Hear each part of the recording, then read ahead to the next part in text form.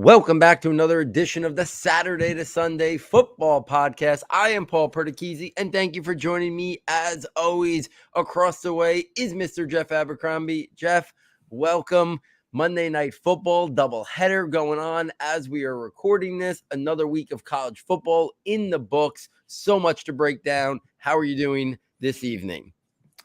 I'd be doing a little bit better if I wasn't going up against Stephon Diggs this week, who as we started the show, caught his third touchdown pass, and that matchup's now gone from a feeling okay about it to a nail biter. So we'll record this show, and I'll check on it at the end, and I'm just going to cross my fingers.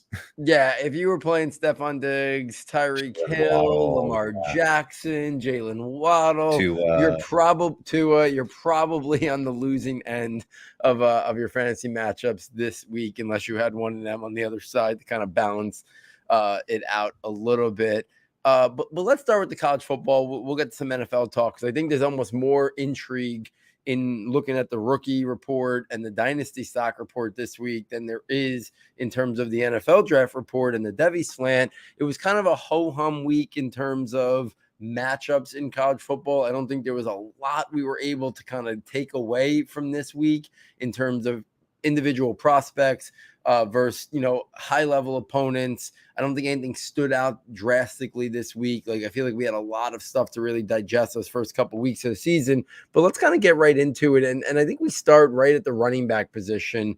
And you've talked about him. We talked about him in the running back preview show. We talked about him after, his first performance, but your boy out of Minnesota, Mo Ibrahim, 23 rushes, 202 yards, and 3 touchdowns.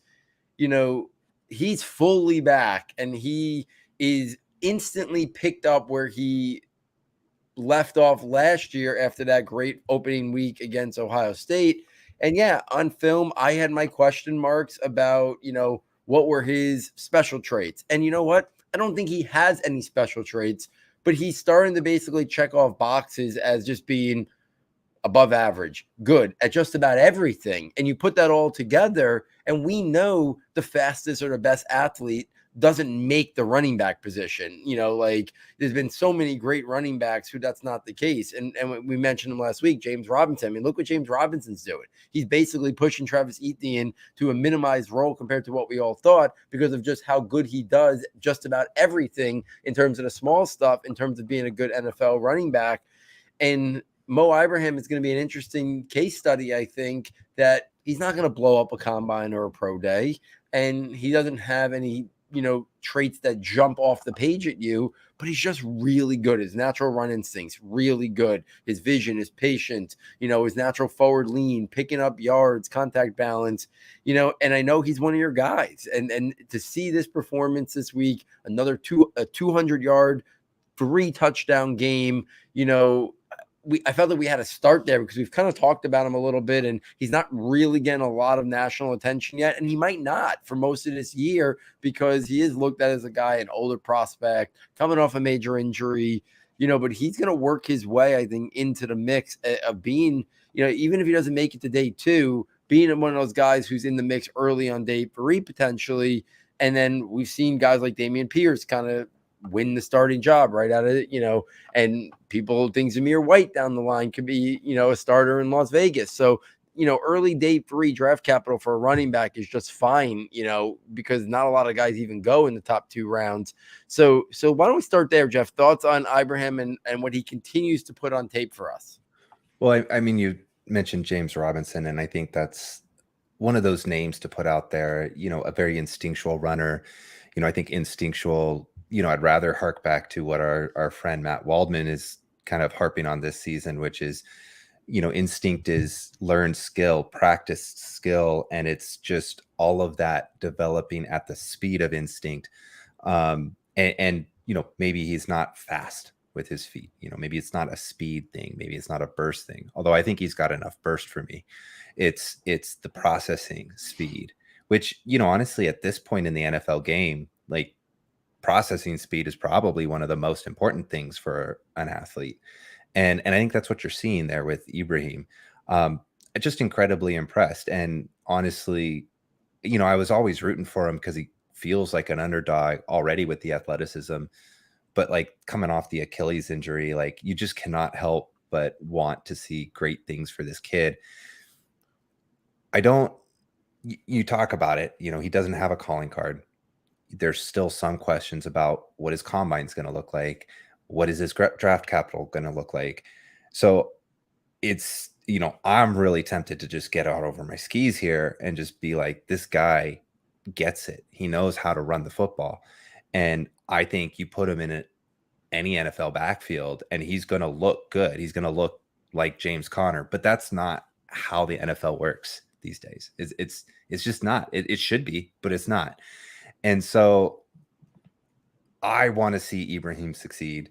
And I think he's still got an uphill battle to get there, unless there's something that we're just not seeing from like a film perspective on the artificial things that will raise his draft capital, right? It's artificial, but you run a fast 40 and you're going to get drafted 50 spots higher. That's just the way it is. So that's the thing that, I just kind of gives me a little bit of a heavy heart as I get excited about this kid, because from a runner perspective, from a football player perspective, like I think he's what you want your running back to look like. But, again, where's he going to go, right? If he goes to Kyle Shanahan, right? We said that about Trey Sermon, right? And then you go to a place where they don't even value that at all. They just want speed, and then that's what your career's like now. You're in UD, you're a cut player who's picked up off of waivers and inactive on game days. So that's not his fault. He's doing all he can do to make his case, and I'll still stump for him. But it's just one of those things that I think we have to put it into context of what it is first, and then go ahead, look at him, watch him, be a fan, root for him, and consider him the underdog, and see how far he takes it. Yeah, and I mean, and yes, I think NFL teams are looking for special traits when they're drafting a guy in like the top in round 1 for a running back for sure, top 50 maybe for a running back for sure. But let's not also lose sight of that Tyrion Davis-Price went in the 3rd round this year, right? And Dameon Pierce went in the 4th round. And I think we could both say with both of those guys pretty definitively, they don't have any special traits. They have things that are intriguing about them for sure, but there's nothing standing out about them that's a special trait. So I do think after you get out of like those top 2 rounds, teams are looking for certain guys and it's not about, oh, he has a special trait, right? It could just be like, this guy's got really good vision. He would fit our scheme perfectly. He's the exact complement we need. Like let's just say hypothetically, like Buffalo wanted to get in the market for another running back and move on from like Singletary and Zach Moss. Like, oh, who would complement well with James Cook? We'll take another back in the 3rd round. Like that. Ibrahim could be that guy. Like, you know what I mean? Like, and there's other teams that maybe have somebody like, who they think could play that James Cook, facsimile, or what Travis Etienne might be for Jacksonville. And now James Robinson's healthy, or if James Robinson wasn't healthy. So I do think, not having a special trait might limit an opportunity for a running back to go in that like top 2 rounds. But I think once you get to round 3, we've seen too many guys now over the years go in that mid to late part of round 3 that I don't think had special traits or special calling card. And so I do think there's room for him to climb up, right? And no one thought Price last year was going to go 3rd. No one thought, even when the year started last year, no one thought Dameon Pierce was in the mix to be an early day 3 type guy. So I do think there's some upward mobility that maybe he could. Now, it's an interesting draft class because we do know it does have some top end talent. It does have some guys with some special traits, but are they all going to declare? Is the NFL going to think as highly of them as maybe the Devy and draft Twitter community does right now? Those are to be determined, right? To kind of see how that falls. So I think it's going to be a really interesting to kind of see this other wave of running backs who weren't getting a lot of attention early in the college football year and before the season started. Can somebody emerge from that group? And I think Ibrahim's the guy we'll be following closely. And another name that's even further down the radar, who me and you have been having some conversations off air with, is Evan Hull out of Northwestern. He's 5'11". He's 210 pounds. He's a 4th-year junior. This past week, he had 103 yards rushing and a touchdown. Week 1, he had 119 yards rushing. And week 2, he had an explosive game of 65 yards rushing for a touchdown, but then he had 14 catches for 213 yards. So there was this, he's kind of like been putting together this really interesting package at the running back position. And he's a guy that's really on no one's radar. I watched some of that game 2 weeks ago, and he intrigued me. Got stopped at like the 1 yard line, and Northwestern didn't get in on like the final play, or fumbled as he was going into the end zone. And he's a guy that I kind of want to get eyes on, do a little bit more of a deep dive, because those stats are a little bit jumping off at the page, especially with the versatility of receiving and runner. Any thoughts on Hull as a guy that we kind of got to, check in on and get some more eyes on in terms of a film analysis, to kind of see if maybe Northwestern's got a little bit of a diamond in the rough here who hasn't been getting much attention?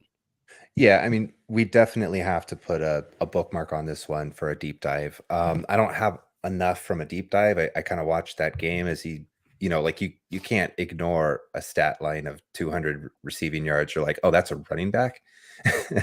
And yeah, he was essentially, he carried, you talked about the fumble at the goal line, but like if he had converted that, he single-handedly wins that entire game for Northwestern. So they know what they've got.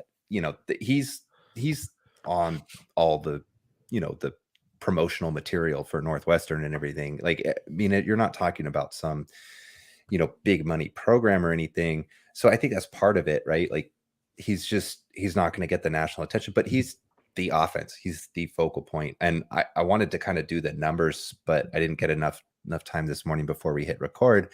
But I'm like curious, just what percent of the offense is he? Like, is he like half the offense? Because that wouldn't surprise me at all. And so I think when, again, as far as keeping things in mind, right? We have to highlight these guys because we don't really know, if there's some people in the NFL who sees things a little bit different, or are these guys going to come in and maybe surprise us a little bit more when it comes to the pre-draft process, right? Because that's when, if they start making a little bit of noise in the pre-draft process, and then you get some people like looking back at them and saying, well, okay, they're fast, they're big, whatever. And then they start seeing, oh, he had 1,000 yards in a pretty much a dumpster fire season for Northwestern last year. Oh, he had half the offense for a Northwestern team this year with, a 200-yard receiving game. Okay, like maybe this kid is interesting. And, I think, again, I don't think we're going to see him blow up the combine. From an athleticism perspective, I think he's good. I think he's got enough. Maybe in the realm of Ibrahim, though. Like, I don't think we're going to see anything deficient show up. But, and I think he actually runs with pretty good power. He has pretty competent roots. I really like the way he goes and attacks the ball as a receiver. Just, it was kind of like, when I talked about Jahan Dotson just snagging balls out of the air, like, like a Chris Godwin kind of player. And I think we had somebody on that, on our pre-draft profile, and blanking on the name too, that was like that, but that he's running back and he can do that. I thought that was pretty impressive. So, I'll leave us a little room to get a little bit more game tape on. He had another good game last year. They lost. It's Northwestern. But, I want him to put a little bit on tape. He had a good year last year. I'd say he broke out, but he's building on that and putting together a better year this year. So I think one of the things that we should do is do one of those deep dives we did last year when we started talking about guys like Kenneth Walker and Jamison Williams, and as they were starting to make a few waves. And it turns out, we were right to start profiling them, a couple weeks into the season. So, maybe in a week or two, we'll get your tape, your eyes on the tape. Maybe we'll even get Matt in here and see what he thinks. Yeah, I mean, I think, that's the thing, that like you look for things that kind of jump out early in the season for you, and to then start saying, okay, like what we know in August is not what we know in April, right? Every year there's so much change, right? Last year at this time it was still oh, Spencer Rattler's just off to a slow start. Sam Howell's off to a slow start, but they'll turn it around. We're just nitpicking. There's still going to be guys who go in the top 5, and we see how that turned out, right? So, like, every year, a lot changes between what we think and what we see in August when we're watching film from the past years compared to what actually then transpires during the college football season and then leading into the NFL draft. So, before we get away from running backs, a couple other things just to kind of make note of. 2 smaller guys that we've talked about, like, what type of workload could they handle at the next level. Devin A-Chain against Miami this week in a big game for Texas A&M. 22 touches, 18 rushes for 88 yards, 4 receptions for 42 yards. Those 22 touches, that goes back to the conversation I had with Dane Brugler before the year started. The NFL is intrigued to see what type of workload he can carry. And I don't think an NFL team is going to draft him in mind next year with the idea of him carrying the ball or touching the ball 22 times a game. But it is nice to see that his college team, wants to at least get him the ball that much. Like, because if his college team was so concerned about it, where, it's just not the same rigors of the NFL, it would have been concerned. Like, if his college team is only willing to give him 12 touches, well, what does that mean in terms of his NFL game? So it's nice to see him becoming more of the focal point. No one has really stepped up yet and taken any of the Isaiah Spiller role. A-Chain is handling a heavy workload. This past week, we also saw Deuce Vaughn, 20 carries and 8 receptions. I mean, that's a big week in terms of total touches for another guy who profiles more for, a change of pace committee type guy, maybe in that, Darren Sproles-esque type of role. So both of those guys handling heavy workloads this past week. Travis Dye, I know we've talked about him. I think in that USC offense, especially since they haven't played a lot of close games, I'll be interested if USC is ever pushed. And I'm not sure they're going to get pushed until the playoff, to be honest with you. They might just steamroll through everybody until they potentially go undefeated and then face up probably against an SEC team in the playoff. If they were in a close game, would we see Dye's touches hit 16, 18, 20? Because this week it was 11 carries for 102 yards, 3 catches for 36 yards. That's 14 total touches. I think that's probably the max for him at the NFL level, but we've seen him handle a heavier workload at Oregon. I'm sure he can do it at USC. Are they just not asking him to right now because they have a stable of players there and they haven't really been in close games? But I do continue to like what I see out of Dye as a guy at the next level who could be that space type player and really intriguing as that satellite back. And I think that's what Dye offers to the table. Those are kind of the running backs, Jeff, that I kind of wanted to hit on. Is there anybody else that you wanted to mention just in rapid fire before we kind of maybe transition over to some running wide receivers? No, just that what they profile in, even if they show some more work on the field, such as Deuce Vaughn with 28 touches, like an NFL team is just not going to give him that much. And so I think for A-Chain, even though we're seeing him get somewhat of a feature role here, I do think we need to see him, just get a little bit more on his frame, so that a team can be comfortable. And I think maybe 195 somewhere in, like, that's a kind of a big jump, but that's, I think, in the realm of outcomes for him. I think he can do it. But that'll be the biggest thing that I'm following. And I hate to be one of those people who are just so centered on size, but for the running back position, and it's really less about what I think and more about what coaches think, what other teams think. And coaches are already inclined to split that down into a committee, and he's got to do everything he can to prove that it's something that he can handle on his own.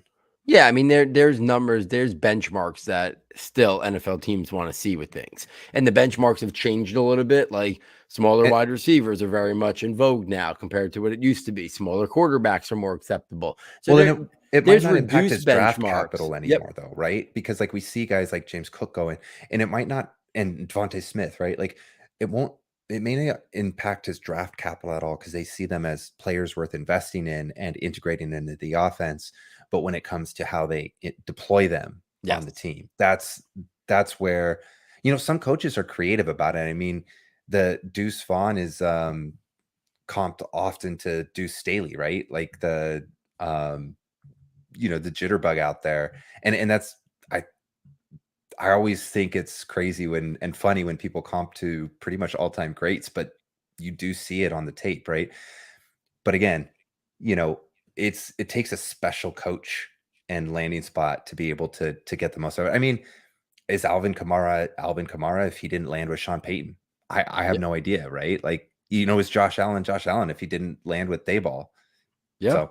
So, anyway, that's a tangent down for another line, and definitely for for the run up to to draft. So when we go through the whole pre-draft process, we can get into those conversations a little bit more. Yeah, absolutely. So let's take this over to wide receiver. And the one name that I think really kind of jumps out the page, and we haven't talked about him, yet this year, during the in-season shows, but we did talk about him in the wide receiver preview. He is a name that also came up when we interviewed Dane Brugler, and that's Rashee Rice out of SMU this past week, 11 for 193 yards in week 1. He had 166 yards and a touchdown. In week 2, he had 132 and 2. You know, he's a guy that has not gotten a lot of national attention, but Dane Brugler of The Athletic, who I think is as good as there is in terms of scouting and covering the college landscape, he had him as his number 1 senior wide receiver. And he said NFL teams were very intrigued. He was already on NFL teams' radars, and that was before this monster start to his season. So Rice is a guy that I don't think the Devy community has been in on at all. He's an interesting name in the Devy league where maybe you can get him if you have access to somehow picking him up or, get him on your team. He's a guy that could be really of intrigue because I think he is more highly regarded in NFL circles. If Dane was talking about him and at the end, he was already on NFL teams' radars, and that was before he kind of was putting together a monster statistical year. I haven't had a chance to watch too much SMU, but he's a guy who, I liked when I watched him on film, when I did the wide receiver breakdown show. He was a guy that I looked at as a complimentary wide receiver with the upside to be a starter in 3 wide sets. I thought he could be a vertical slot or play that outside motion wide receiver. I thought he had good to very good athleticism, speed, burst, acceleration, and explosiveness. I liked his route running and his footwork. I thought he showed separation quickness with yak ability and elusiveness in the open field. And he showed good ball skills and body control with the ability to adjust. So he only had 64 receptions for 670 yards last year. I mean, he's gonna get to those numbers. Like, Yeah, he's almost there. Yeah, I mean, he's gonna next game. Yeah, I mean, he's gonna if he stays healthy, we're talking about a guy who's gonna put up like 110 receptions for like 1,400 yards. It's gonna be staggering numbers on top of I already like the traits. So he's going to be a guy that, 6'1", 203. So, nothing really, of concern there. That's pretty solid in terms of height and weight, in terms of, nothing that leads us to be concerned like he's too small or stuff like that. So Rice is a guy who I feel like I'm going to really want to circle back on because I like them, but I didn't have him nearly as high as like Dane Brugler did. And now with what he's being put on tape early on this year, I'm going to want to go back and see like how this been produced. I know SMU has a good offense. They scheme up a lot of things. Is it just a lot of that production? It seems like it's too much production just to be schemed up. Like, Not you don't only that, put, right? Yeah, you don't put up these type of stats without having, being really impressive in a round, more well-rounded skill set, with the stats he's putting up there. So Rice is a guy who I think, he's going to be a guy that's going to be at the Senior Bowl. I feel pretty confident already. If he was high on Dane's senior list, I'm sure Jim Nagy has him penciled as one of the senior wide receivers he's going to have down there in Mobile. So I think we're going to see a steady drumbeat for a guy like Rashee Rice the entire year, probably right towards Mobile. So I thought that kind of really stood out this week, especially since we didn't get a chance to kind of talk about him over the last couple of weeks. Jeff, any thoughts on Rice or any other, draft eligible wide receivers that maybe we haven't kind of brought up yet that we kind of should have on our radar based on what they've been doing? Yeah. So, I mean, as far as Rice goes, I kind of noticed just how much he was blowing up. And this is usually, Sunday, Monday, if I find some time, at lunch or whatever during the workday, to get some eyes on game film tape and just watch the condensed film and see what I like about it. And I haven't gotten a chance to do that yet. And I might miss my boat. But again, like Evan Hull, that'll probably be one of the guys we circle back around on. I mean, we're talking a little bit of different circumstances, but Brandon Ayuk level, just arrival on the scene. And there's so many players ahead of him now paving the way as seniors, like completed their senior year in college, went to the NFL, and are now just entering in and just translating their skills immediately, right? This we talked a little bit about the scheme stuff. Again, I have to put my eyes on it, but like you see guys like Josh Downs get schemed. You see guys like Jacob Cowing get schemed, right? And they have the size frame kind of concerns, right?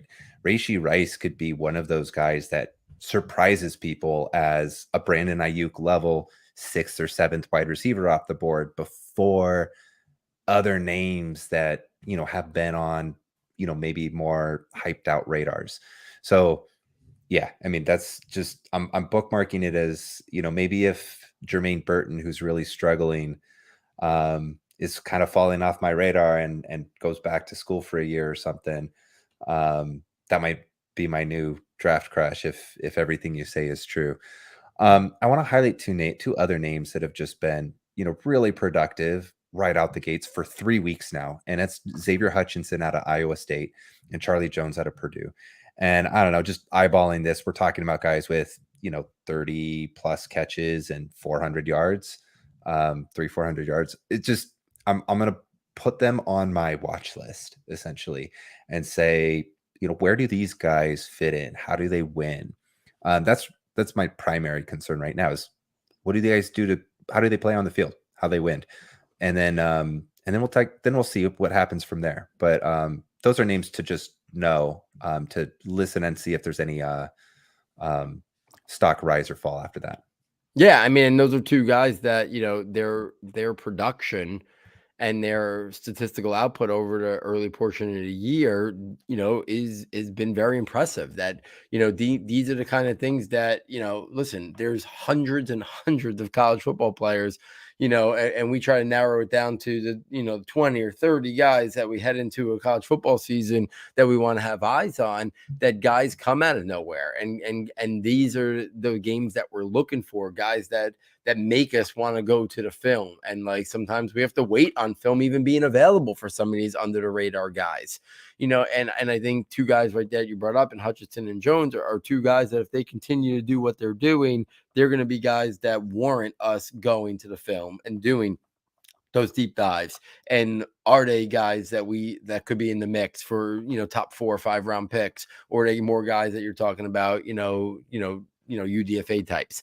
And I think that's where the early portion of the college football season really allows us to kind of look for those guys that maybe have gotten lost in the shuffle, whether now they're finally getting an opportunity, or maybe it was a scheme change, or whatever the case may be, a transfer.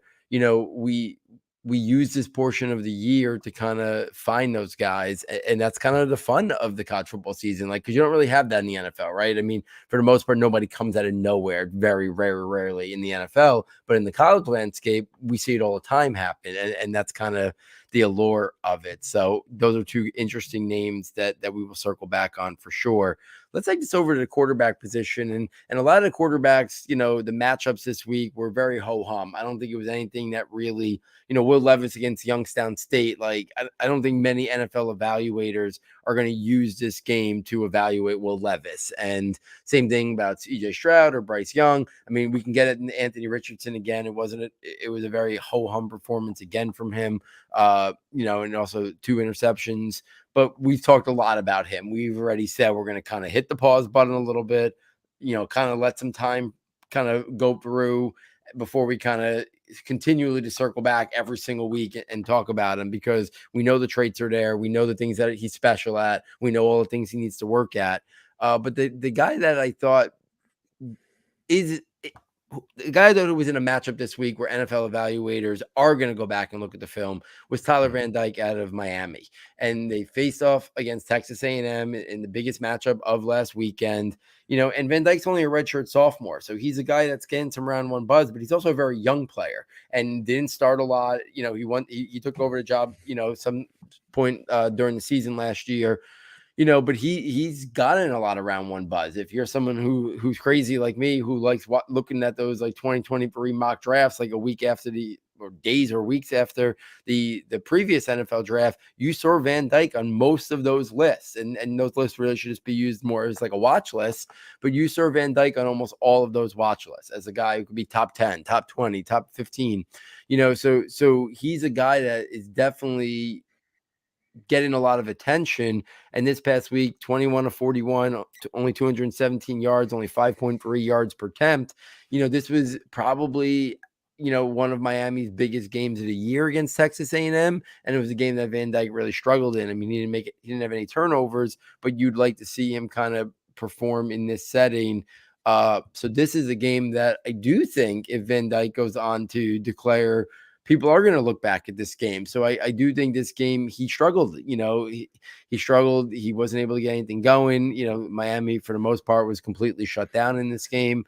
And Van Dyke, couldn't get anything going, especially pushing the ball vertically down the field, because that's part of Van Dyke and who he is in terms of what his best traits are. He can push the ball into tight windows. He can push the ball vertically down the field, and he could just not get that going at all this game. So it is something worthwhile. He wasn't atrocious or anything like that, and didn't make a ton of poor decisions, but you would have liked to see him, make some plays, to keep Miami a little bit, more intrigue in that game in terms of trying to maybe steal that win against Texas A&M. Just, they were unable to. So I do think Van Dyke, a little bit of a stock down, that, plenty of time for him to continue to bring it back up. And especially such as a young player, there's less pressure on him as a redshirt sophomore to declare, than guys, like Levis, who obviously are seniors and stuff like that. So I thought that was worthy of note. Jeff, any thoughts on Van Dyke or any of the other big name quarterbacks that kind of, this week kind of just checked off boxes for the most part, in terms of their inferior opponents this past weekend? Yeah, I mean, you take notice when, Bryce Young or Levis kind of go for 2 interceptions and games they shouldn't be throwing interceptions. But again, like, let's just, we'll look at the matchups that matter, right? And I think as far as Van Dyke goes, he's a name that is on my radar. Unless there's a really intriguing Anthony Richardson like tool set, and maybe not Anthony Richardson like, but what is it that what is it fueling the round one buzz in NFL circles? Is it just, a little bit of hype, a little name, a couple of agent speak, or what is it? If there's something there, material that's just not allowed to quite shine yet in Miami, and he does choose to go because he doesn't think next year's gonna make any more difference. All right, like, let's take a look. Maybe we find that kind of diamond in the rough a little bit where, it's a situation where it's a good player who isn't in the most optimal situation to thrive. That being said, I think Miami's in one of those situations where the stock is building up, and going back to school and building upon his skills might be what he ends up doing. So we'll have to wait until declaration day. But that's sort of my thoughts on Van Dyke is I'm just keeping an eye on it right now. And I'm not really jumping too far in one way or another. Yeah, and I think that's probably the best thing to do with a younger player like that, who's toolsy. And most of these, after the top, where obviously we have a lot more sample of Stroud, of Bryce Young, and even of Will Levis. That next wave of guys, whether it's Anthony Richardson and Tanner McGee and Tyler Van Dyke, I think that's most lists have those 3 guys next. And then you even could throw guys like, DJ Ulangale and stuff like that. There's a lot of raw tools, and we're kind of seeing who could put it together and show more consistency in terms of, the quarterbacking skill that we're looking to see. Let's transition this to tight ends, and tight ends continue to be very ho-hum. Even the top guys, Sam Laporta, only 2 catches, 13 yards this week. Michael Mayer, 2 catches, 10 yards. Notre Dame, after that performance in week 1 when they hang tough with Ohio State and could have won that game, Notre Dame has really struggled to get a lot going in terms of offense, and Mayer has done very little in that regard. But the one thing I want to make note of is, where is Arik Gilbert? And a guy who such a highly regarded recruit, then that really great freshman year, and then ever since then, like it's just been one thing after another, like and then this year we kind of thought maybe he was on the straight and narrow. Like it seemed like he was going to be an integral part, even though Georgia's loaded, especially even at the tight end position. But like Arik Gilbert is just like he barely is getting any run. Like at this point, it's like, is he going to declare off of no production? Is he going to transfer again at this point? Like, is that even like feasible? Or, I just don't know if it's even if it's even worth his time to transfer again. And if he does he go to another big school? Does he go a smaller school and just like be like, I'm going to go there and just try to catch 90 passes? Like, it's going to be really interesting to kind of see how the rest of this year plays out with Arik Gilbert, because very talented player. I think he's got as high a ceiling of any of the draft eligible tight ends, but you also got to play. Like it's going to be years now since he's been relevant if he doesn't do anything this year. So that's kind of the one thing that I wanted to bring up at the tight end position. Jeff, any thoughts on Gilbert or anything else tight ends, or should I transition over to Devy Slant? I mean, with fantasy tight ends can come out of nowhere too. So he might go in the 5th round of the NFL draft, just like a George Kittle fan knows George Kittle went to. Yeah, it's just he will always have that potential. The biggest question is, will he have an opportunity? But talking about opportunity, right opposite him, and I think we should just jump right into the Devy Slant since we're talking about Gilbert here, but what about Brock Bowers, who had 5 catches, 121 yards, and 2 touchdowns? So, we kind of caution, like, George is not about the stats. You have to somewhat expect that, you're not going to have some monster statistical season coming through. And, Bowers is good enough to, pretty much put all of that common sense, out the window and just dominate. And so I if you wanted to say he's a better prospect than Kyle Pitts, I mean, I have a hard enough time doing tight ends. These guys are pretty much wide receivers too. I couldn't really fight you on it. That's the question. But and maybe we'll get to him too in the NFL draft report or the dynasty stock report. But even then, you can have a generational prospect who may not be all they're hyped up to be. And not to say that, again, this isn't on the player, but if you're talking about turning this into a fantasy lens and game, right? It's a recipe that requires more than just an individual athlete to be very good at what they do. And that's one of those things, especially for the tight end position, that is incredibly hard to project. So what happens to Brock Bowers is probably my most intriguing Devy question, and that won't be answered anytime soon. Yeah, and listen, I do think, I had Arik Gilbert at, because my Devy ranks are very much projection based, like they're film based, but with the projection of what they could be at the next level. And I usually, trend more towards guys who are more draft eligible than a guy I got to wait another year on. But Bowers, I jumped up to the 1 slot and then May or 2. And then I pushed Gilbert down to 3 just because of the unknown. And like you said, it's a year off before Bowers is even draft eligible, but he's going to be a guy that we're going to be talking about on the level of Kyle Pitts.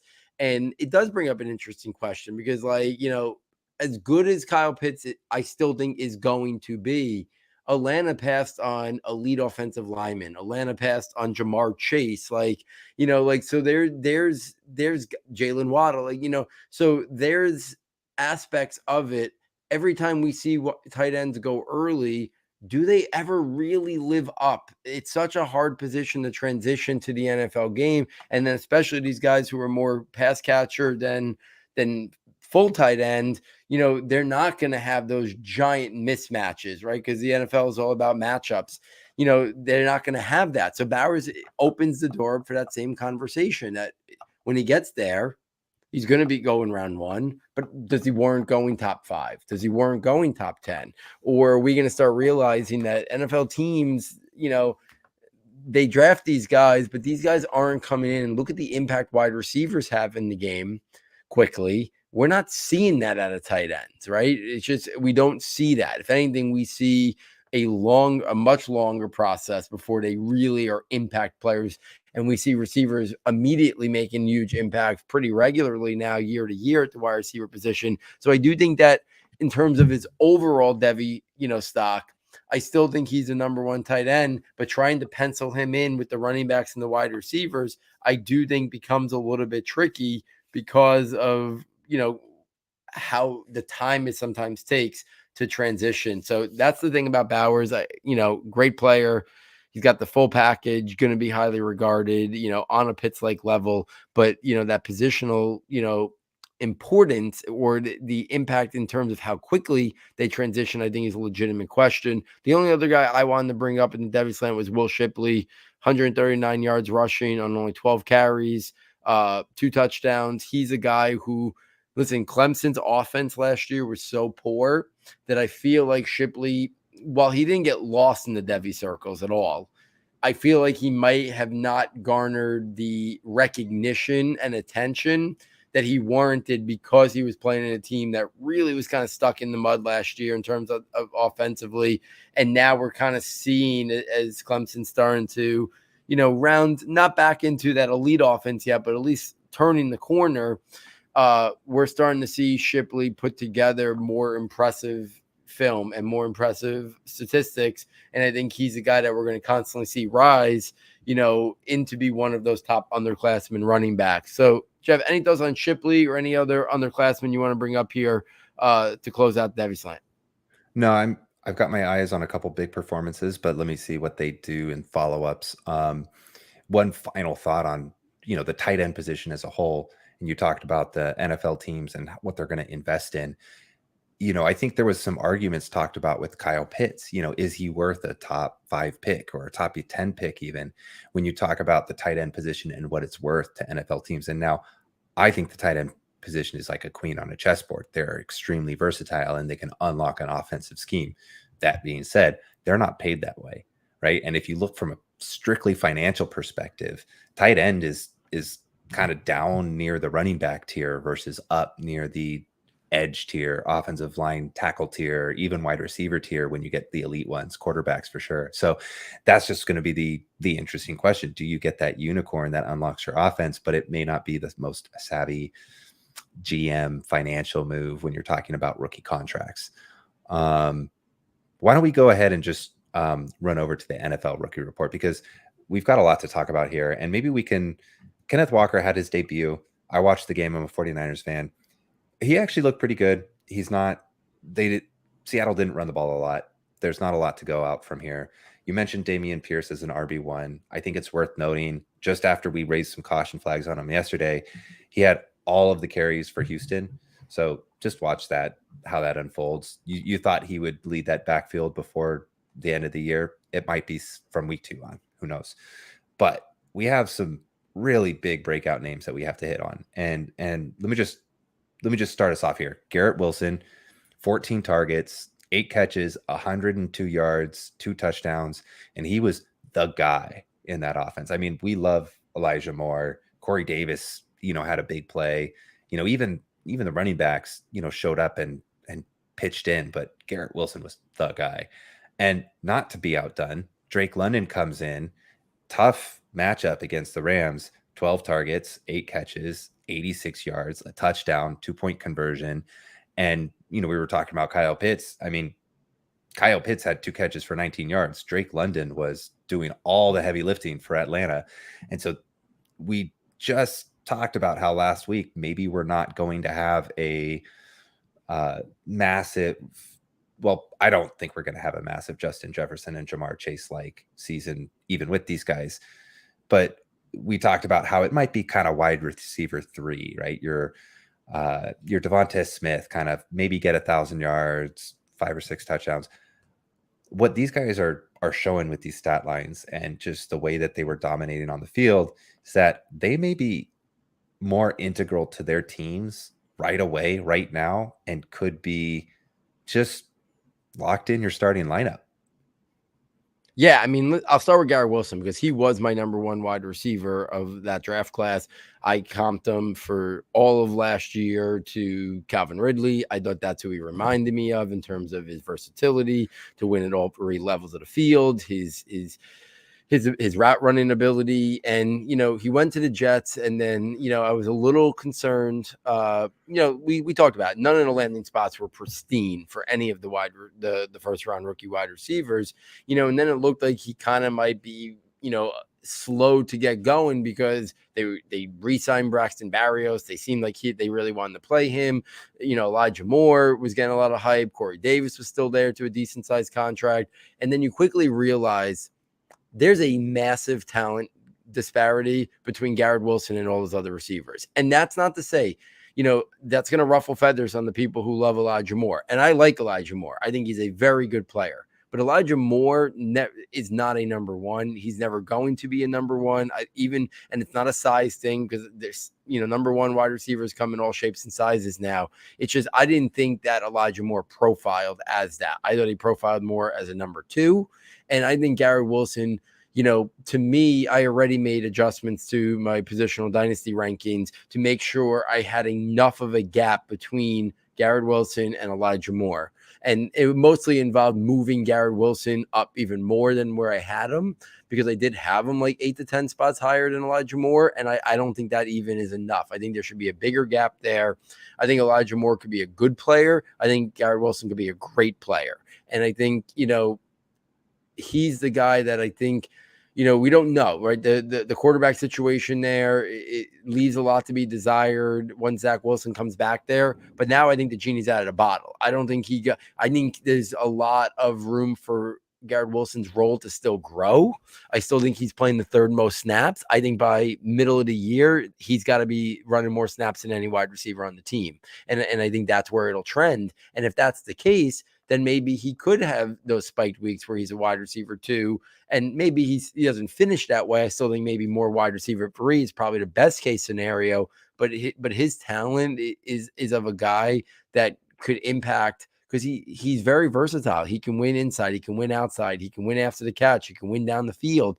There's a lot to like about his game. Matt was a fan of his since he was like a freshman. We were talking about him here at Saturday Sunday, and he was my top guy. So I really liked what I saw from him. And then Drake London, listen, he was my number 5 guy, and I had questions about whether or not he can win on the outside, and he's already showing that he's going to be able to use his size combined with his quick feet, former basketball background, which we heard a lot about.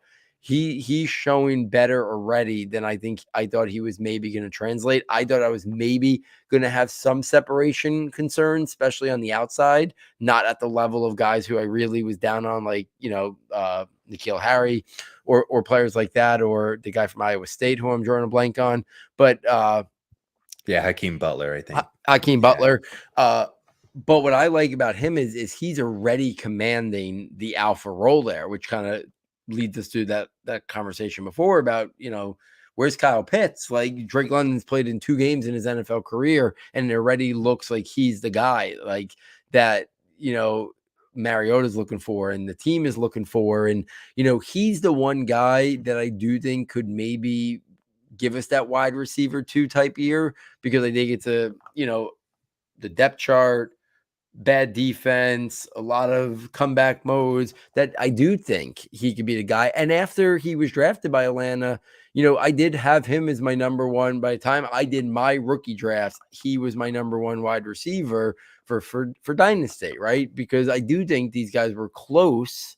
And I was basing it on, I thought he had the most immediate production early on. So I think I was impressed with how quickly they became integral parts of their team in week 2 to put the performance they did.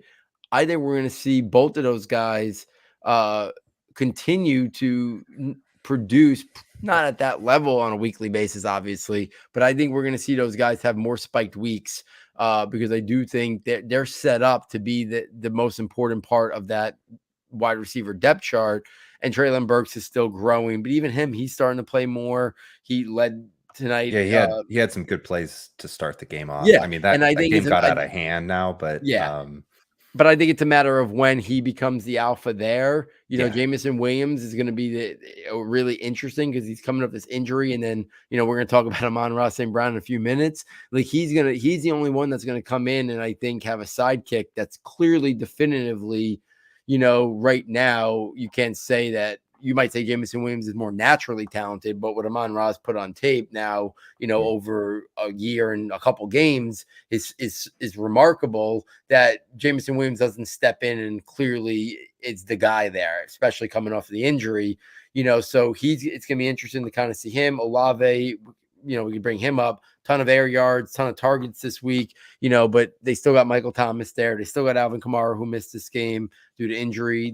They signed Jarvis Landry. So I like Chris Olave. I think he's going to have some spiked weeks. I just don't see as many this year, maybe, as what we're going to get out of Garrett Wilson or Drake London. So, Jeff, any add-on thoughts there to Wilson, to London, if you want to, expand upon Olave a little bit? Yeah, I mean, I think Wilson and London will probably lead the rookie wide receivers in fantasy points by the end of the year. I think you're going to get what you talked about with Olave there, some spike weeks. And injuries struck me hard, and I had to start Jahan Dotson this last weekend, and he might just help me survive this Stephon Diggs onslaught unless he scored another 2 more touchdowns while we've been recording. I do think it's important that we do have some caveats here. So first, you mentioned it last week, but Joe Flacco, another 50 passes, like that. We're not going to see that every week. Also, we're not going to see Joe Flacco every week.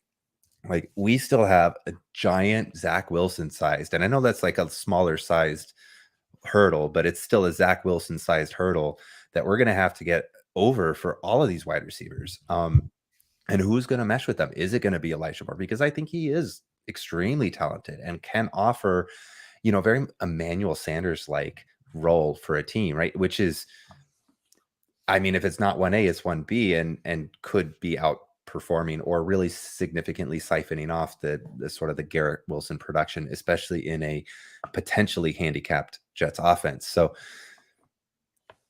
I think it's enjoy it while you can. I mean, we literally there was like a 5-week stretch where Elijah Moore was the wide receiver 2 overall in fantasy last year. So we got to be a little bit careful. I think going from too far from this, like the pass catchers are pretty talented. If the volume's up there, then, go for it, Jets. I still have some pretty major Zach Wilson concerns that is going to keep me probably keep me from going all in and trying to like buy in on these guys on their way up, because I do think we'll see a little bit more roller coasters and downs and maybe some buying windows down the line while they have to figure some of these things out. Drake London, I think I finally had Olave kind of go ahead of him towards the end there, but he was my guy, my number 1 guy. And again, just loved his profile. Thought he'd be able to do what he's doing now. Didn't think he'd displace Pitts, and I don't think he will. I think Pitts is going to be fine. But but for London to be able to come in right away, and I just don't see him disappearing in this offense. 75 yards week 1, 86 yards week 2. Like you're going to get 1,000 yards from him this year. If you don't, I'm assuming an injury happens down the line somewhere. Why don't we go ahead and just Jeff, just one quick thought. Just because I watch the game so closely, whenever Wan'Dale Robinson gets back, oh yeah, he's going to be a guy that we're talking about here pretty regularly on this, NFL rookie report, because Richie James is playing a massive role for the Giants right now. Who's it? David Sills was like supplanting Kenny Galladay. So there's a big Tony's not playing still, like big. Yeah, there's a big amount of targets there. Dable seems to be running this scheme that he's kind of treating Daniel Jones, very kid glove-ish, very game manager. They're going to keep things quick. They're going to use ability after the catch. But Richie James has been targeted an absolute ton in these 2 games, that if Wan'Dale doesn't get hurt, this is all Wan'Dale. All this Richie James production would have been Wan'Dale, and Wan'Dale could probably do a lot more after the catch than a guy like Richie James.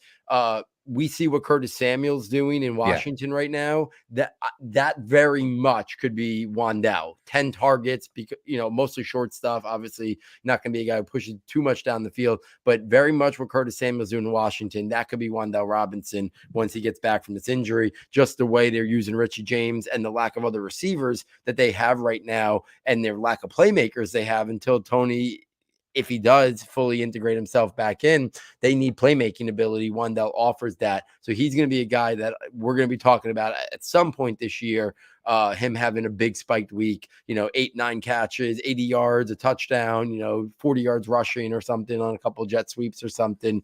I think it's inevitable that we're going to trend there at some point this year. So let's you were heading I love over. that call. I got him on. I was one pick away from having him on every single one of my teams, including Scott Fishbowl. Like I have him there too. So I'm really excited for that. I love that call. I wanted to circle through because when you talked about Jameson Williams, you talked about Amon-Ra St. Brown and him being a sidekick. And I don't think you could call Amon-Ra St. Brown a sidekick after the tear. Like, I think he's doing things that pretty much no other wide receiver has done. Maybe Cooper Kupp. Like, that's kind of the only other person you could put in his stratosphere over the last, I think, 8 games, if you span back to last year. Just, we said Hawkinson and Swift are going to come in and take away a little bit of attention. It's Jared Goff. Maybe they'll run. Just 12 targets, both games, week 1, week 2. He was 64 and a touchdown, and this, in 116 yards and 2 touchdowns, and he still gets used on the ground here and there too. 68 yards rushing last week. So I don't like. I don't think if you were being rational about it, like Amon-Ra St. Brown, maybe a top 15 dynasty wide receiver, like him or Michael Pittman, like that should be like, I think 10 people, if you surveyed them, 10 out of 10 would go Michael Pittman, but that should probably be a question at least, right? Yeah, I mean, just so you know, I bumped him up to 20, and I don't think it's high enough. And this is somebody that had reservations on Amon-Ra, not his talent. And, like I was on air last year saying, listen, I really liked Amon-Ra St. Brown in USC. I really thought he was a day 2 player.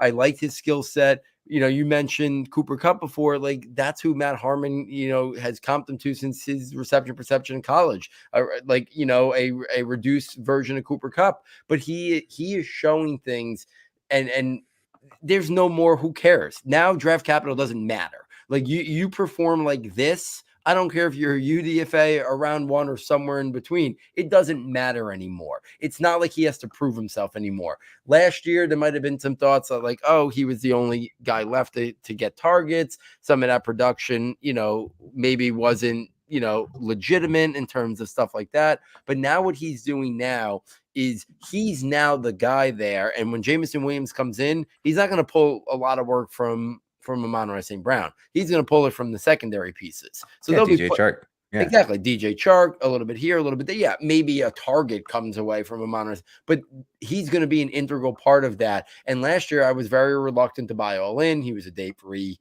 wide receiver. I said, they're probably going to go out and invest in free agency and then the draft. And they did, right? They got DJ Chark. It wasn't a massive, but it's still 1 year, $10 million. They invested with a bold trade up. So they knew they needed more assets. So yes, when they did the DJ Chark thing, when they did the bold trade up to get Jameson Williams, and you added on the Hawkinson and DeAndre Swift, I was concerned that he was going to kind of fall down to be a wide receiver 3. I had him in my dynasty rankings when we did it just a couple weeks ago in like that 34 to 35 range before the NFL season started. But now you quickly realize the end of the year wasn't a fluke. And not that I thought it was a fluke, but I just thought that maybe he wasn't going to command that many targets. And now I think you're starting to see, I think maybe we're overvaluing TJ Hawkinson, and we're overvaluing how much they're going to incorporate the wide receivers. I mean, the running backs, because they don't really need to because of how good he is. He's such a guy that he's similar to Cooper Kupp. He's not explosive in terms of like time speed. And he's not like, going up and winning at the catch point like a Mike Evans or DK Metcalf, but he's very much winning and playing like Cooper Kupp does. Great route runner, great technician, and he can do things. He can make plays after the catch with, the way the vision he has on the field. You combine that all, and he's now became a guy that, yes, top 15, top 20, that's where Amon-Ra St. Brown, because I look at my list right now and I think to myself right now, if I had DK Metcalf and the unknown of the Seattle situation at the quarterback position, would I trade him right now for Amon-Ra St. Brown? And I might. And right now I have DK still at 14 and I have Amon-Ra at 20. Same thing with Chris Godwin. Same thing with Terry McLaurin, who I think his stock is going down. I haven't had the guts to move it yet because I wanted a little bit more time to pass. But I think now the question becomes is I have Amon-Ra kind of grouped with the top guys from this class because I do think Drake London and Garrett Wilson's ceiling is very high. I think those guys can quickly position themselves over the guys like we're talking about, McLaurin, Pittman, DK Metcalf, and maybe DJ Moore's got to come back down. Like we all thought this was going to be DJ Moore's explosive year where maybe we're a little bit regression on touchdowns finally going his way, but maybe he's not. Maybe he's just a really good 1,200 yard receiver, but he's going to be like a 4 touchdown type of guy, 4 or 5 touchdowns. So maybe some of these guys are a little bit too high and there's room for Amon-Ra to even keep climbing up there. So I, totally what I said last year doesn't apply anymore, right? Like we adjust. He's now a buy in Dynasty. He's a guy that I'd want on my team. I wouldn't be looking to sell high because I even with Jameson Williams, when he gets there, I don't think that's going to take away from how good Amon-Ra can be. Eventually, they're going to have a quarterback that they're going to have an explosive offense there when they get a quarterback that can really, win at all areas of the field down the line. But even now, Goff can produce multiple fantasy receivers. We saw it at his time with the Rams. So even if he's there for a little bit longer, I don't think that's something that we should be overly concerned about. Yeah, I think the part that you mentioned there too is to pull them up, you have to put other guys down, and it's hard. There's a lot of really good talent, and there's a lot of really good players, and I think you just have to consider him as an integral, productive piece in fantasy, young, and probably going to play a big role for a while. Like wherever that lands him, if that's wide receiver 12 or that's wide receiver 24, there might actually not be that big of a difference between what his actual worth is to you or to your fantasy team. So that's just kind of wherever he's put in there, just know it's a big tier. It's a big tier of productive players, and you want as many of those on your roster as you can get them. And so if you can add him into that list with everybody else for your roster, or if you've already got him, great. And again, just talking about talented players, right? Who's pushing who up and who's pushing who down. We had Jalen Waddle come in and just absolutely produce a massive Tyreek Hill type game, right? 11 catches, 2 touchdowns, 170, 80, 90 yards, whatever it was. I mean, you'd think that if Waddle did that, Tyreek would have had one of the quieter games, except they basically were, a tandem out there, just one-upping each other over and over and over again. So I don't know if I'm where you are, but where's your take on Waddle? So my take on Waddle is he was a guy I already had in my, top 5 before this year started. And I feel like we're not looking at him the same way we are looking at Jamar Chase and Justin Jefferson. And I'm not really sure why. His first year, maybe because he caught a lot of like shorter passes last year. But the thing about that is that was more scheme-based to protect Tua potentially last year. We already know Waddle. Waddle is going to be a big play threat. He was the closest thing to Tyreek Hill there was of all the people that they always want to throw out. He's like Tyreek Hill. He's that. Waddle was the closest thing. So it's just a matter of when, not if. And we're starting to see it. He's going to make big plays. He's going to have those game-breaking plays just like Tyreek Hill does. He's going to win vertically like Tyreek Hill does. I mean, no one's as good at it right now as Tyreek Hill. But when Tyreek Hill is no longer the GOAT when it comes to that, it's going to be Jalen Waddle, I think, is one of the best downfield vertical receivers in the game. But I think he's also rounded out his game a lot quicker than I ever anticipated. He's super young. I'm not sure. For me, he's now number 3. We had this conversation last week. I love A.J. Brown. A.J. Brown's number 4 for me. But A.J. Brown is a little bit older. He's had a little bit more durability issues. I'm not sure I don't think I could say that I'd want A.J. Brown ahead of Jalen Waddle if I was doing a startup dynasty draft tomorrow, because I think what he's showing in his rookie year, 105 catches, and now what he did yesterday, what he's already doing early in this, his second season is phenomenal. So I think he should not be. I think it's right there. I think he's going to work his way. Now, maybe the targets aren't going to be there and the production every single week. But I think, to me, Chase, Jefferson, and Waddle, based on their age, to me, are starting to form the 3 guys that right now I would prefer to have at the top of my dynasty ranks. And to me, having Lamb over Waddle would make no sense anymore. And we talked about that last week. Waddle has already been better than CeeDee Lamb. He had higher draft capital than CeeDee Lamb. I don't see a case for why anybody at this point would still have CeeDee Lamb ahead of Jalen Waddle, based on what we've seen, based on what their draft pedigree was, and the reputation of each of them coming out. Oh, man. A.J. Brown's only 25 years old, right? I know. And what we've seen from him. So, I mean, I don't know. That, to me, A.J. Brown is in a tier with Jefferson and Chase.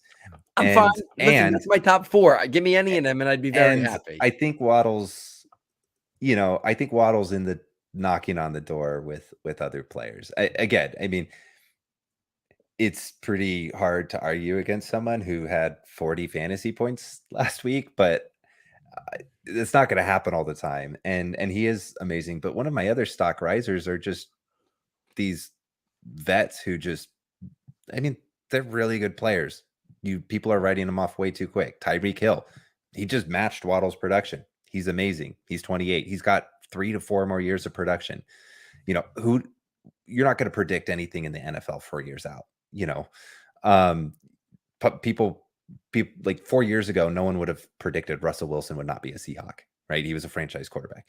And, it's Cooper Kupp.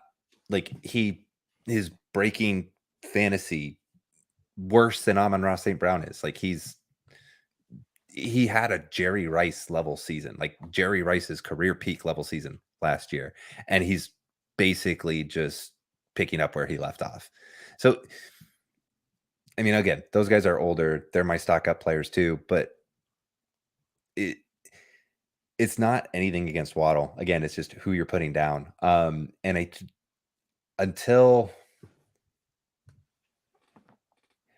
I see, Waddle be, and I hate to say this because he's got Tyreek Hill on that team for a while. But I was going to say, until he's the focal point of an offense, is he going to be able to get enough to be consistent enough for your team? I don't know. I don't know. Maybe he can coexist, and 50% of the targets will go to them every week, and it won't be the same. Again, volume. We talked about the Jets' volume. You're not going to see Miami score 4 quarter touchdowns with Tua throwing 50 passes and 6 touchdowns, and that's not going to happen every week either, right? Like, McDaniel is a run offensive coordinator, right? He's like the run scheme coordinator from San Francisco.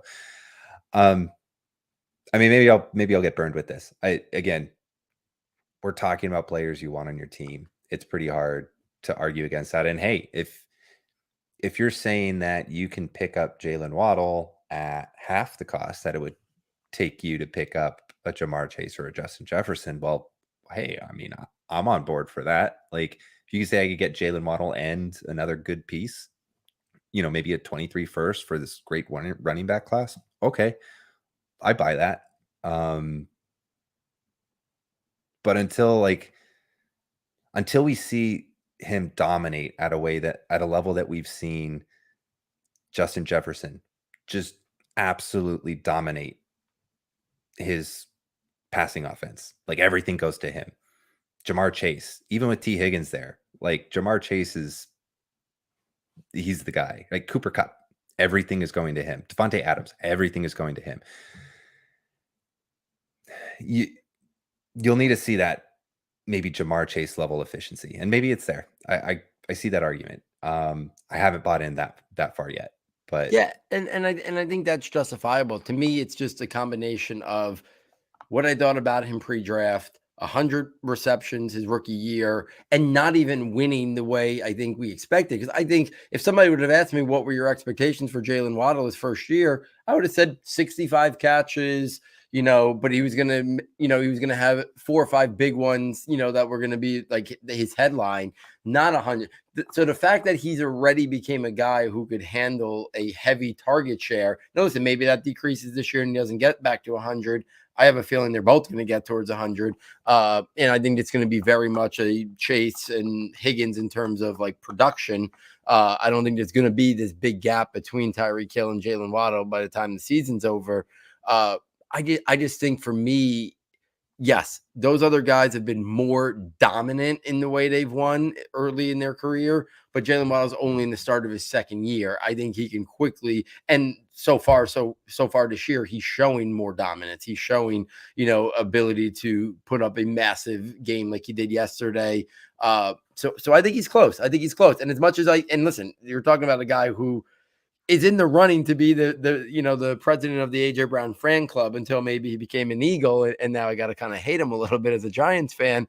We've seen AJ Brown for 3 years, right? He's statistically hasn't had that monster year. 11 touchdowns is the best, but only 1,000 yards. Part of it's been due to injuries. We've seen him dominate in moments, but we also haven't even seen him put that stretch together. Now, I think we all think it's coming this year, and I'm right there with you. I think he's going to have one of those 1,300 yard, 100 catch, type seasons this year.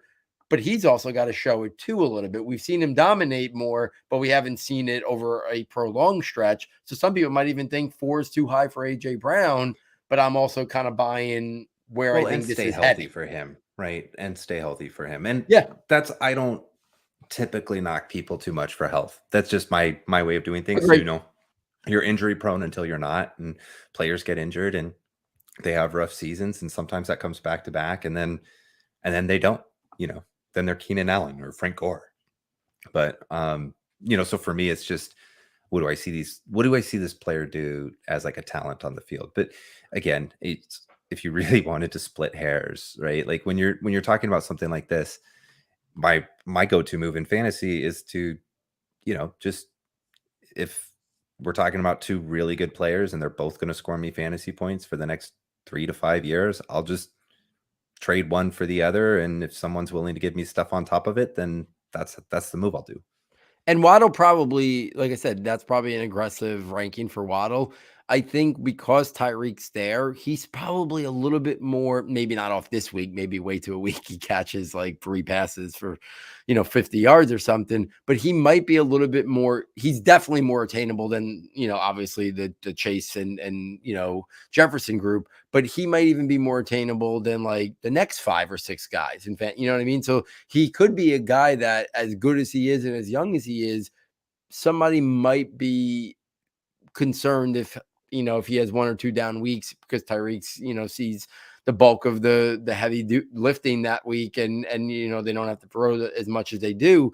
He's also, I think, a little bit more gettable, like you said, than some of these other guys who we know are the number ones this year, because I kind of think people probably don't properly value T. Higgins for the same reason, because he's got Jamar Chase there. So I think some of these guys that are like technically the number 2s, in their offense, but they're so young and there's still room to grow.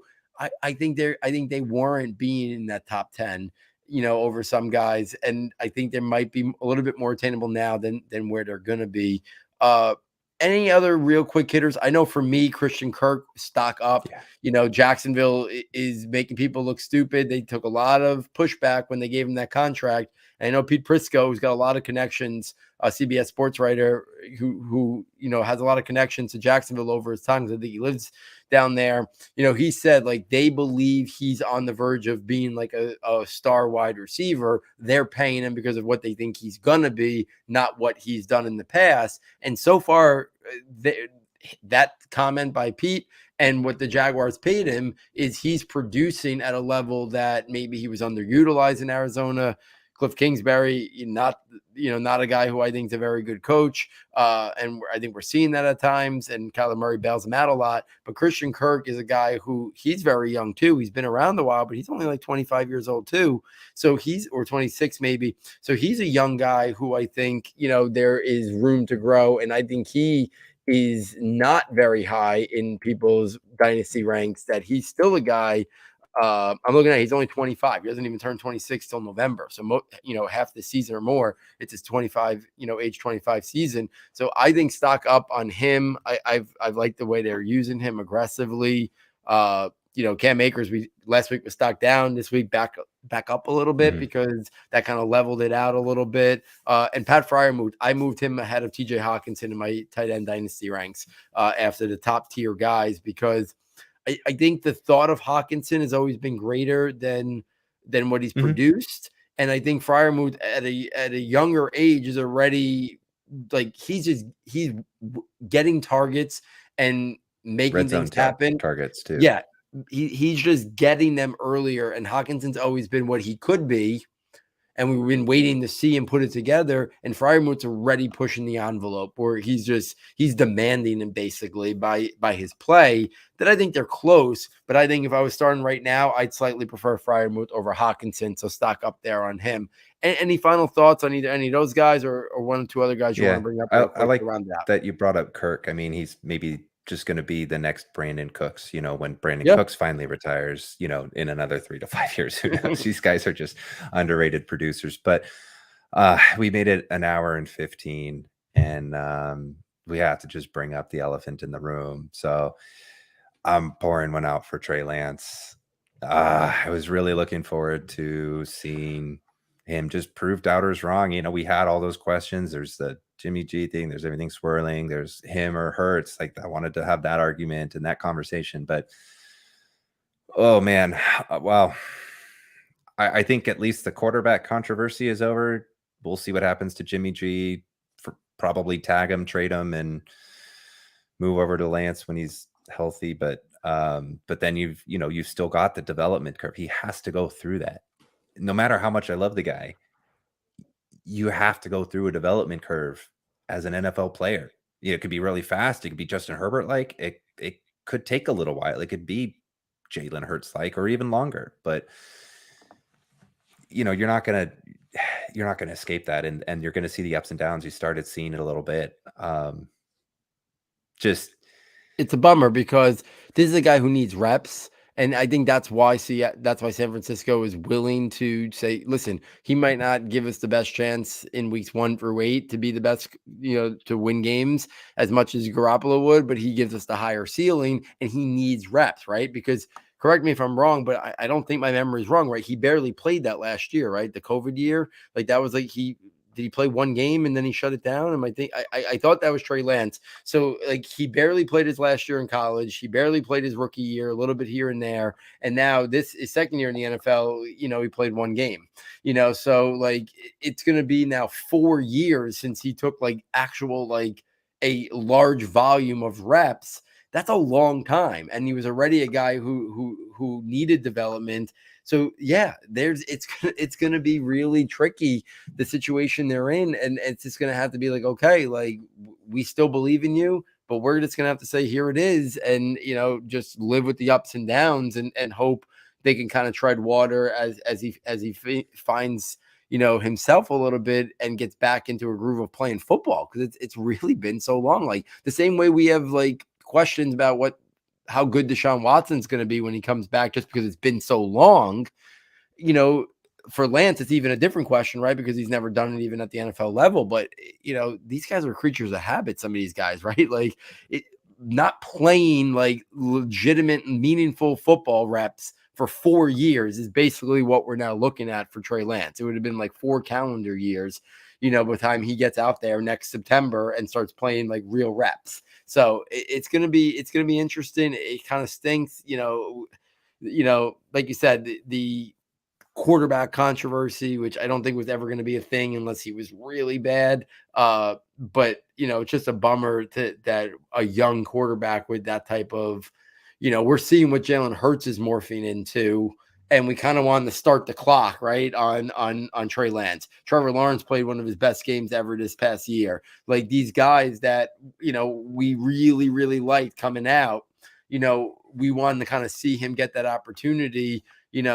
And now we're going to have to wait another year. And, for him, questions will linger. Justin Fields, I think questions will linger. Zach Wilson, we already knew questions were going to linger. And now he was injured and we got to wait for him to get back on the field. So some of these guys, it's injury. Some of these guys, it's just awful scheme like Chicago and still not really even giving Fields a chance.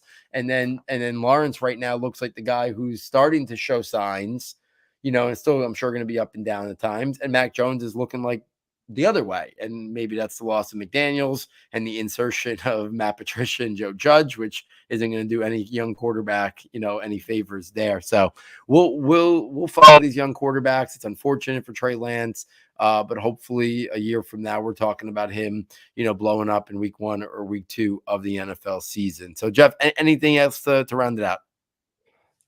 No, I think we're good. Got to end on that note and maybe come back on it. Well, I do think the 49ers might actually have a better season, but the future is compromised. Yes. And I think they knew that. They knew that Jimmy, like I said, they knew that Jimmy might offer them a better season, but how far can he take you? And I think they were hoping that Lance ride the ups and downs of Lance, but then maybe by the playoffs, his playmaking ability could be something that maybe gets him over the hump in a game, close late game, like where his playmaking ability, could have been the difference and could have been that X factor. And now that kind of goes on pause for another year. So there it is, guys. NFL Dynasty Report, NFL Rookie Report, Devy Slant, and NFL Draft Stock Report for this week. If you're enjoying the content, please get over to the website, SS Football. Easiest and fastest way to get there. Check out our premium content tab for all our premium notebooks for $9.99. You get access to so much. If you have any questions, reach out to Jeff or myself on Twitter. So on behalf of Jeff, on behalf of our sound tech engineer, David Nicano, and myself, thank you for joining us. And we look forward next time taking you from Saturday to Sunday.